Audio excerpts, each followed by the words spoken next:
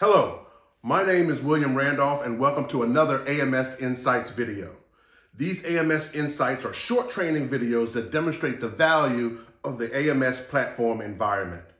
On this AMS Insights, I'm going to discuss a topic that is foundational to our business as acquisition professionals, which is the requirements definition and creation process. Specifically, I want to talk about the three types of requirements documents that are used in federal acquisition and how understanding their purpose and use contributes to more effective acquisition processes and mission outcomes. Okay, let's get started. Requirements documents. Requirements documents. One of, if not the greatest responsibility of program officers, in my opinion, is the creation of requirements documentation. The journey of moving demand mission signals, mission signals that are we need something, taking them on the journey from a mission demand signal to documented requirements that can then be shared with industry so that they can bid and propose and offer on the goods and services we need to execute the mission. There are three types. We'll talk about them. The statement of work, the statement of objectives, and the performance work statement. SAL, SU, and PWS. Let's talk about the three. Let's pick statement of work first. The statement of work. When we think about a statement of work, it is often the one that's talked about the most, but actually used the least. Primarily for the reason it's used the least is that the statement of work, the ownership of the action rests with the creator. Okay? When the government says we have a statement of work, that says that the government is being held responsible for the steps 1, 2, 3, 4, 5, 6. The analogy that I often use for the statement of work is, I'm going to share something with you.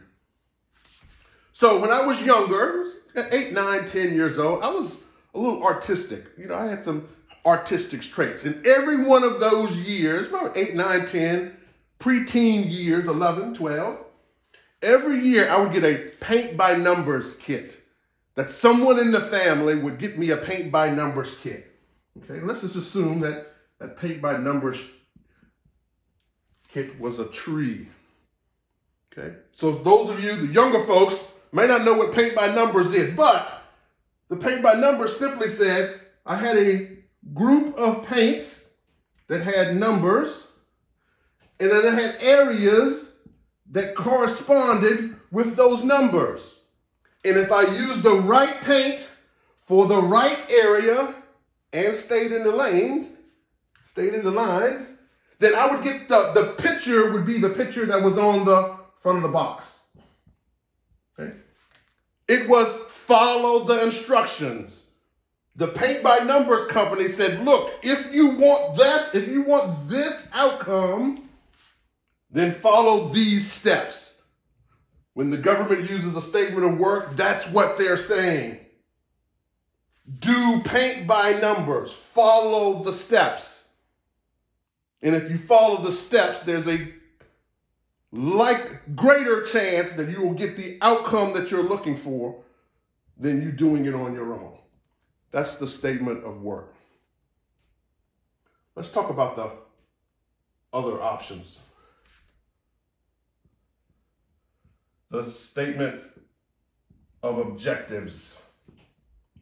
Okay? The statement of objectives. Just as the name suggests, it articulates the end state, the objectives, not the paint by numbers, but what we want in the end.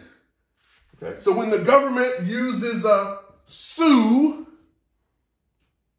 They may or may not, most of the time may not, know all the steps. I don't know. But we absolutely know what we want at the end as the outcome.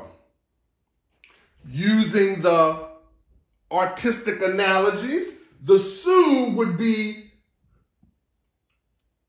abstract art. Okay. We know it needs to be 5 feet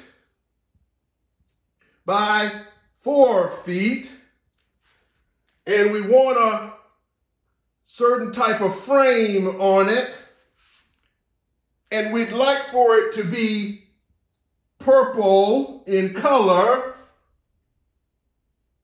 but the picture, we leave it up to the artist.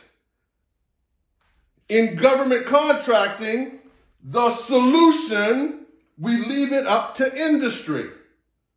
We leave space for them to create, to innovate, to bring in cost-saving measures. We don't know what the tactics, the processes, the methods that will be used to deliver the outcome. We just know we want a 5 by 4 with a frame and purple picture. What it shows up as, we will then compare and see which one we like from those that are offered. This is the SUE.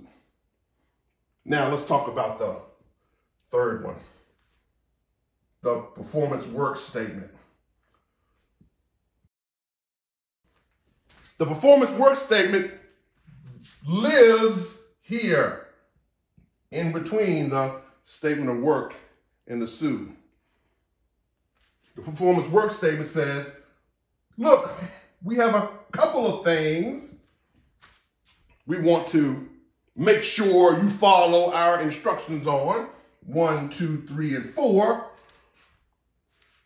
But we're going to leave plenty of space, similar to a SUE, for innovation and creativity. Continuing the artistic symbolism, this looks like we want a 5 by 4. It can be framed or not, and we want the theme to be trees. Okay. We give some parameters. We give the topic, we give the framework that we want the solution to live in, but we still save plenty of space for innovation, creativity, and cost-saving measures.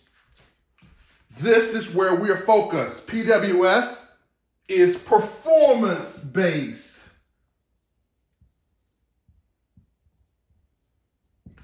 We are focused on the activity. We give framework, but we're focused on the activity and results. So picking the right, when the government uses this, the PWS, picking the right requirements document is of critical importance. Because if you want to dictate the activity, then the government is responsible to a large degree for the outcome. If you want to dictate the outcome, then the contractor is responsible for the activities and processes. And if you want something in the middle, which is, in my experience, this is where we mostly and should live. It's like we want to articulate some of the criteria, but we leave plenty of space for innovation, creativity, and cost-saving measures. This is what we tend to prefer. There are indeed platforms and equipment where we say, do it this way. And the contractor is measured by doing the paint by numbers process.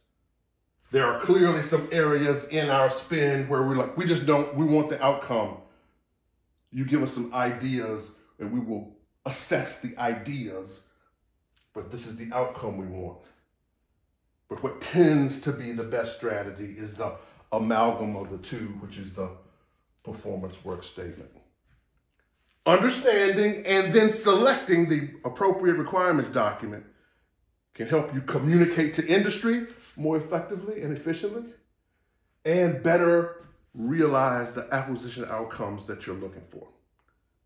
Thank you so very much for your time and attention, and be on the lookout for other AMS Insights videos coming soon. All the best. Be well.